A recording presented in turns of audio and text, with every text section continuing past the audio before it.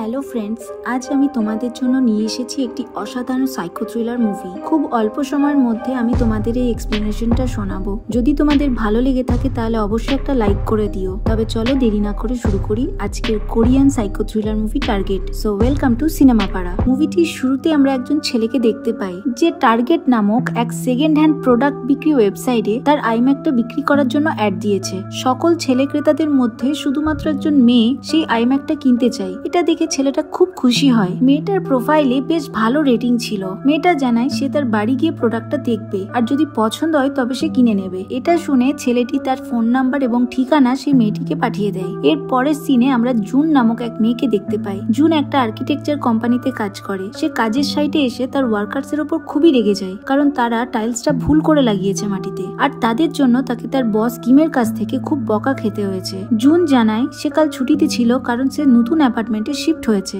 আর তার অনুপস্থিতিতে এই ভুল কাজটি করেছে ওয়ার্কার্সরা। অফিস শেষে জুন আর তার বান্ধবী জো একসাথে গাড়ি করে বাড়ি ফিরছিল। জুন তখন জানায় তার ওয়াশিং মেশিনটা খারাপ হয়ে গেছে আর সেটা ঠিক করতে অনেক খরচ হবে। জো তাকে জানায় অত টাকা দিয়ে ঠিক না করে সেকেন্ড হ্যান্ড প্রোডাক্ট ওয়েবসাইট থেকে একটা ওয়াশিং মেশিন কিনে নিতে। সেখানে ভালো জিনিস বেশ কম দামেই পাওয়া যায় এবং সেও রেগুলার কেনাকাটি করে সেকেন্ড হ্যান্ড ওয়েবসাইট থেকে। এদিকে আমরা সেই ছেলেটিকে দেখতে পাই তার বাড়িতে একজন মেয়ে আসবে বলে সে রেডি হচ্ছিল। সে এটাও কল্পনা করে যে সে মেয়েটিকে ডেটে যাওয়ার জন্য বলবে। ভাবো কাণ্ড, মেয়েটি তাকে টেক্সট করে জানায় কাজে বিজি থাকায় সে তার ভাইকে পাঠিয়েছে। তখনই সেখানে ডোরবেল বাজে। সেখানে মেয়েটির ভাই এসছে প্রোডাক্টটা দেখতে। সে ভালো করে পুরো আইম্যাকটা ঘেটে চেক করে নেয়। সব ঠিকঠাক দেখে সে ছেলেটিকে টাকা দেয় এবং তার সাথে সে ছেলেটিকে ছুরি মেরে সেখানেই হত্যা করে দেয়। আর তার ফোনটা আনলক করে তার একটা ফ্রেন্ডকে টেক্সট করে জানায় যে আমি ভূষণ শহরে বেড়াতে যাচ্ছি কিছুদিনের জন্য, যাতে তার অনুপস্থিতিতে কেউ তাকে খোঁজ না করে। পরের দিনে আমরা দেখি জুন একাই সেই কাজের সাইটে কাজ করছিল,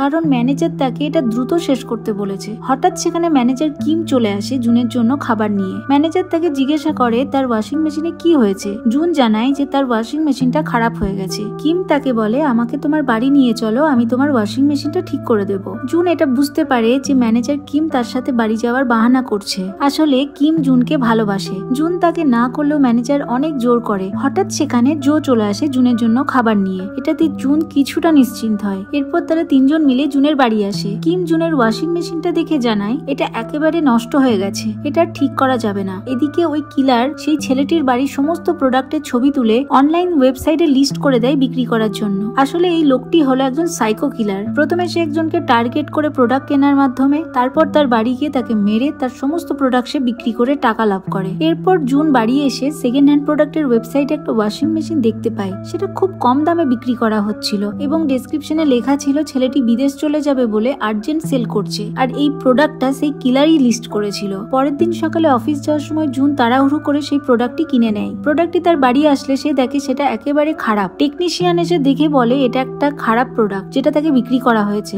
জুন ওই সেলারের সাথে অনেকভাবে কন্ট্যাক্ট করার চেষ্টা করে। সে দেখতে পায় সেলার তার আইডি ডিলিট করে দিয়েছে। বাধ্য হয়ে সে পুলিশ স্টেশনে গিয়ে এই বিষয়ে কমপ্লেন করে। এখানে আমরা দুইজন পুলিশ অফিসারকে দেখতে পাই যাদের নাম হলো ডিটেকটিভ নান এবং ডিটেকটিভ জু। ডিটেকটিভ নান এবং জু তাকে জানায় তার কেসের ইনভেস্টিগেশন হতে 4 মাস সময় লাগবে, কারণ এইরকম অনেক ফ্রড কেস তাদের কাছে জমা পড়েছে। জুন এটা শুনে খুবই হতাশ হয়ে পড়ে আর বাধ্য হয়ে তাকে ইএমআই একটা নতুন ওয়াশিং মেশিন কিনতে হয়, কিন্তু সেই ওয়াশিং মেশিন ডেলিভার হতে 2 দিন সময় লাগবে। নিরুপায় হয়ে সে পাবলিক লন্ড্রিতে যায় জামা কাপড় কাচতে। কাপড় কেচে বাড়ি ফেরার সময় তার প্লাস্টিকটা ছিঁড়ে যায় এবং সমস্ত কাপড় মাটিতে পড়ে যায়। জুনের এটা দেখে খুবই খারাপ লাগে এবং সে সিদ্ধান্ত নেয় যে সেই ওই সেলারের সাথে বদলা নিয়েই ছাড়বে যে তাকে বাজে প্রোডাক্ট বিক্রি করেছে। বাড়ি এসে জুন সারা রাত ধরে সমস্ত অনলাইন সেকেন্ড হ্যান্ড প্রোডাক্টের ওয়েবসাইটে সেই সেলারকে খুঁজতে লাগে। জুন লক্ষ্য করে একটা প্রোডাক্টের ডেসক্রিপশনে লেখা আছে ছেলেটা আর্জেন্ট বিদেশ চলে যাবে বলে তার সমস্ত প্রোডাক্ট সেল করছে। জুন বুঝে যায় যে এটাই স্ক্যামার, যে তার সাথে ফ্রড করেছে, কারণ সে যে প্রোডাক্ট কিনেছিল সেটার ডেসক্রিপশনেও এইরকমই একটা লেখা ছিল। জুন তাড়াতাড়ি ওই সেলারের সমস্ত কমেন্টে গিয়ে লিখে দেয় এই সেলারকে টাকা না দিতে, এখান থেকে কোনো প্রোডাক্ট না কিনতে, কারণ এ একজন স্ক্যামার। এদিকে আমরা সেই সাইকোটিকে দেখতে পাই। সে একজন বড় হ্যাকার। সে জুনের সমস্ত কমেন্ট পড়ে নেয় এবং জুনকে একটা মেয়ের প্রোফাইল থেকে মেসেজ করে বলে এসব বন্ধ করো, না হলে তুমি খুব বিপদে পড়বে। জুন সাইকোটিকে মেসেজ করে জানায় সে এসব বন্ধ করবে না আর সে তার কোনো প্রোডাক্ট বিক্রিও হতে দেবে না। জুন বলে আমি পুলিশকে এই বিষয়ে কমপ্লেন করেছি, 3 দিনের মধ্যে পুলিশ তোমাকে ধরে নেবে। সাইকোটি বলে তুমি যদি এসব বন্ধ না করো তাহলে এরপর যেটা হবে সেটার জন্য তুমি প্রস্তুত থাকো। এরপর সাইকোটি আর তাকে কোনো মেসেজ করে করে না। সাইকোটি মেসেজ করছে না দেখে জুন খুশি হয়ে যায়। সে ভাবে যে সাইকোটা হয়তো ভয় পেয়ে গেছে, কিন্তু তার কোনো ধারণাই নেই এই সাইকোটা কোন পর্যায়ে যেতে পারে। সারা রাত জেগে কাজ করার ফলে জুনের অফিস আসতে দেরি হয়ে যায়। পরের দিন জুনের ম্যানেজার তাকে এই জন্য খুবই বকাবকি করে। সারাদিন জুনের ফোনে অনবরত অনেক কল এসে যাচ্ছে এবং সবাই শুধু তাকে জিজ্ঞাসা করছে তার ওয়াশিং মেশিনের ব্যাপারে, যেটা নাকি সে অনলাইন সেকেন্ড হ্যান্ড ওয়েবসাইটে ফ্রিতে দেবে বলেছে।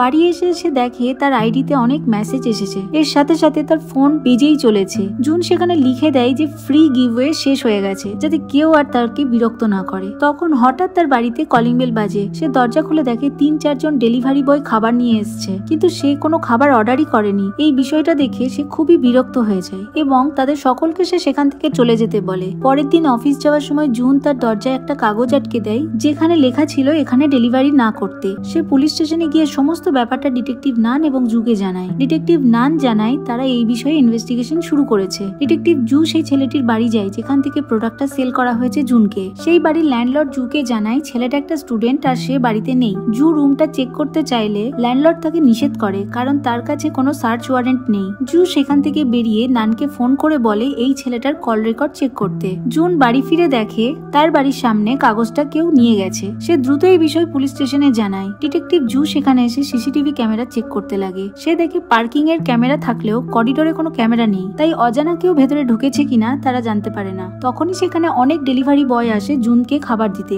জুন সমস্ত ব্যাপারটা ডিটেকটিভ জুকে জানায়। জু তাকে জানায় ফোন নাম্বারটা চেঞ্জ করে নিতে। জুন তার ফোন নাম্বারটা চেঞ্জ করে একটা নতুন নাম্বার নিয়ে নেয়। এরপর সে তার বন্ধু জোয়ের সাথে রাত্রে পার্টি করতে যায়। তারা একসাথে খুবই আনন্দ করছিল, কিন্তু জো যখন বাড়ি চলে যায় আমরা দেখতে পাই কেউ একজন দূর থেকে জুনকে ফলো করছে। পরের দিন সকালে জুন কাজে বেরোনোর সময় দেখতে পায় তার দরজার সামনে কেউ একজন সিসিটিভি ক্যামেরা লাগাচ্ছে। সে জিজ্ঞাসা করলে লোকটা জানায় এটা তার সেফটির জন্য লাগাতে বলা হয়েছে। এর ডিজাইনটাও কিছুটা অন্যরকম ছিল, কারণ লোকেরা তাদের ফ্ল্যাটের সামনে ক্যামেরা পছন্দ করে না, তাই এটার ডিজাইনটা একটু অন্যরকম করা হয়েছে। পুলিশের এত তৎপরতা দেখে জুন একটু নিশ্চিন্ত হয়। সাইটে কাজ করার সময় জুনের মা তাকে একটা মেসেজ করে। সে তাকে বলে কিছু টাকা পাঠাতে, কারণ সে এসি কিনতে এসছে আর তার ক্রেডিট কার্ড কাজ করছে না, তাই সে দোকানদারের অ্যাকাউন্ট নাম্বার দিয়ে টাকা পাঠাতে বলে। টাকাটা পাঠানোর সময় জুনের হঠাৎ কি মনে হয় সে তার মাকে কল করে, কিন্তু কেউ কল ধরে না। সে মেসেজ করে জিজ্ঞাসা করে তার বাবা কোথায়। উত্তরে জানানো হয় তার বাবা কাজে গেছে। সে এই কথা শুনে চমকে যায়, কারণ তার বাবা অনেক আগেই মারা গেছে। আসলে স্ক্যামার তার মায়ের ফোনটা হ্যাক করে সেখান থেকে তাকে মেসেজ পাঠিয়ে টাকা চাইছে। সেদিন রাত্রে যখন জুন বাড়িতে শুয়েছিল সে হঠাৎ দেখতে পায় তার দরজার বাইরে কেউ দাঁড়িয়ে এবং সেই লোকটা পাসওয়ার্ড দিয়ে তার দরজা খোলার চেষ্টা করছে। লোকটা জুনকে জানায় সে তার সাথে রাত কাটাতে এসছে। জুন এটা শুনে খুবই ঘাবড়ে যায় এবং পুলিশে ফোন করতে লাগে। পুলিশের কথা শুনে লোকটা পালিয়ে যায়। তখনই সাইকোটা মেসেজ পাঠিয়ে জুনকে জানায় সে এসব করছে। জুন তাকে ক্ষমা চায় আর এসব বন্ধ করতে বলে। সাইকোটা তাকে বলে 5 মিনিটে 5 লক্ষ টাকা পাঠালে সে এসব বন্ধ করে দেবে। কষ্ট করে উপার্জন করা এতগুলো টাকা সে কিভাবে দেবে একজনকে, এটা ভেবেই সে চিন্তা করতে লাগে। আর এদিকে 5 মিনিট কেটে যায়। ঠিক তখনই আরো একজন লোক তার দরজায় আসে। লোকটা তাকে জানায় সে তার সাথে রাত কাটাতে এসছে। জুন অসহায়ের মতন কাঁদতে লাগে, কিছুই করতে পারছে না সে নিজেকে বাঁচানোর জন্য। ঠিক সেই মুহূর্তে ডিটেকটিভ জু এসে লোকটাকে বেধড়ক মারতে লাগে আর তাকে মারতে মারতে পুলিশ স্টেশনে নিয়ে যায়। লোকটি জানায় কেউ একজন তাকে মেসেজ করে ওই ঠিকানা আর দরজার পাসওয়ার্ড দিয়েছে আর জানিয়েছে তার গার্লফ্রেন্ড আজ রাতটা কারোর সাথে কাটাতে চায়, তাই সে সেখানে গেছিল তার সাথে রাত কাটাতে। লোকটা একটা ভিডিও দেখায় যেটা তাকে সেই লোকটা পাঠিয়েছিল। ডিটেকটিভ জু দেখে ভিডিওটা বাজে সাইট থেকে নামানো একটা র্যান্ডম ভিডিও। এদিকে সাইকোটা জুনকে মেসেজ করে এবং তার সমস্ত ইনফরমেশন জানাতে থাকে। সে কোথায় থাকে, কোন স্কুলে পড়েছে, কোথায় কাজ করে, সমস্ত কিছু সে জানে। জুন প্রচন্ড ভয়ে তার দিন কাটাচ্ছে। জুন পরের দিন জুকে জিজ্ঞাসা করে যে সে সেই ঠিকানায় গেছিল কিনা যেখান থেকে তার ওয়াশিং মেশিনটা এসেছিল। জুন জানায় সে গেছিল কিন্তু তার দেখা পায়নি আর ফোনটাও বন্ধ আছে। জুন ভয়ে কাঁপছে দেখে ডিটেকটিভ জু তাকে নিয়ে সেই ঠিকানায় আবার যায়। সার্চ ওয়ারেন্ট দেখিয়ে ল্যান্ডলর্ডকে রুমটা খুলতে বলে। তারা ভেতরে ঢুকে দেখে পুরো ঘরটা ফাঁকা এবং ঘরের কোণে একটা ফ্রিজার রাখা আছে। সেই ফ্রিজারটা খুলতেই জুনের আত্মা কেঁপে ওঠে, কারণ ফ্রিজারের মধ্যে ভরা ছিল সেই ছেলেটার লাশ। অনলাইন ফ্রড কেসটা হঠাৎ একটা মার্ডার কেসে পরিণত হয়ে যায়। ডিটেকটিভ জু জুনকে তার বাড়ি চলে যেতে বলে এবং তার বাড়ির সামনে পুলিশ প্রোটেকশনের ব্যবস্থা করে। জুন তার বাড়ির ব্রোকারের কাছে যায় আর রুম ছেড়ে দেওয়ার কথা জানায়। ব্রোকার জানায় এত কম সময়ে ছাড়ার জন্য সে তার ডিপোজিট ফেরত পাবে না, উপরন্তু তাকে আরো টাকা দিতে হবে বিনা নোটিসে ছাড়ার জন্য। এদিকে ডিটেকটিভ নান ছেলেটার কল রেকর্ড পেয়ে যায়। তারা জানতে পারে সেখান থেকে লাস্ট মেসেজ তার বন্ধুকে করা হয়েছিল এবং ছেলেটা ভূষণেও যায়নি। আর তার ফোন থেকে লাস্ট এই ফ্রিজের অর্ডারটা করা হয়েছিল, সেটাও আবার একটা সেকেন্ড হ্যান্ড ওয়েবসাইট থেকে। তারা বুঝে যায় যে সাইকোটা কিভাবে প্ল্যান করে সমস্ত কাজগুলি করছে। রেকর্ড ঘেটে তারা দেখে এইরকম সেম কেস আগেও একটি মেয়ের সাথে হয়েছিল। তারা সেই মেয়েকে পুলিশ স্টেশনে ডেকে পাঠায়। মেয়েটি প্রচন্ড ভয়ে ছিল। ডিটেকটিভ জু মেয়েটিকে জিজ্ঞাসা করে তার সাথে কি হয়েছিল। মেয়েটি জানায় সেও জুনের মতন সেকেন্ড হ্যান্ড ওয়েবসাইট থেকে একটা প্রোডাক্ট কিনেছিল, কিন্তু প্রোডাক্টটা তার বাড়িতে আসেনি আর সেলার অ্যাকাউন্ট ডিলিট করেও দিয়েছিল। রেগে গিয়ে সেলারের অ্যাকাউন্ট খুঁজে সেখানে সে কমেন্ট করে দেয় যাতে কেউ সেখান থেকে আর কোনো প্রোডাক্ট না কেনে। তারপর থেকে অনবরত তার বাড়িতে খাবার অর্ডার আসতে শুরু করে। তাকে ফোনের মাধ্যমে অনেক রকম ভাবে বিরক্ত করা হয় এবং সে এটাও দেখে তার বাড়ি থেকে একটা একটা করে জিনিস মিসিং হয়ে যাচ্ছে। খুব ভয়ে তার দিন কাটছিল। এরই মধ্যে সাইকোটা একদিন তার বাড়ি চলে আসে এবং তার উপরে হামলা করে। কোনো রকম ভাবে নিজের জীবন বাঁচিয়ে মেয়েটা সেখান থেকে পালিয়ে যায়। পরের দিন জুন অফিস থেকে বাড়ি ফেরে। বাড়ি এসে দেখে তার ঘরে একটা অদ্ভুত গন্ধ বেরোচ্ছে। সে চারিদিকে খুঁজতে লাগে এবং লক্ষ্য করে তার ঘর থেকে কিছু জিনিস চুরি করা হয়েছে। সেই মেয়েটির সাথে যেরকম হয়েছিল তেমনটি তার সাথেও হচ্ছে। ভয়ে রাতটা সে কোনোভাবে কাটায় এবং পরের দিন সকালে সে তাড়াহুড়ো করে আবার কাজে বেরিয়ে পড়ে। জুন কাজে বেরিয়ে যাওয়ার পরে তার বাড়ির সামনে থেকে পুলিশ প্রোটেকশনে চলে যায়। কাজে গিয়ে জুন সবার সাথে খুব বাজে আচরণ করে। সে খুবই ডিস্টার্ব হয়ে আছে মেন্টালি এই জিনিসটার জন্য। জুন বাড়ি ফিরে এসে দেখে তার ম্যানেজার তার বাড়ি এসছে। সে তার বাড়ির ভেতরে ঢুকতে চায় কিন্তু জুন তাকে সেখান থেকে চলে যেতে বলে। ম্যানেজার জোর করে ঢুকতে চায় সেখানে আর জুন তার দরজাটা জোরে টেনে দেয়। এর ফলে ম্যানেজারের হাতটা দরজায় চাপা পড়ে যায় এবং সে খুবই ব্যথা পায়। জুন ভেতর থেকে দরজা লাগিয়ে দিলেও ম্যানেজার তাকে বলে আমি তোমাকে ভালোবাসি, আমার কি অধিকার নেই কাউকে ভালোবাসার? এই বলে সে সেখান থেকে চলে যায়। এদিকে জুন লক্ষ্য করে সাইকোটা আবার তার বাড়িতে এসেছিল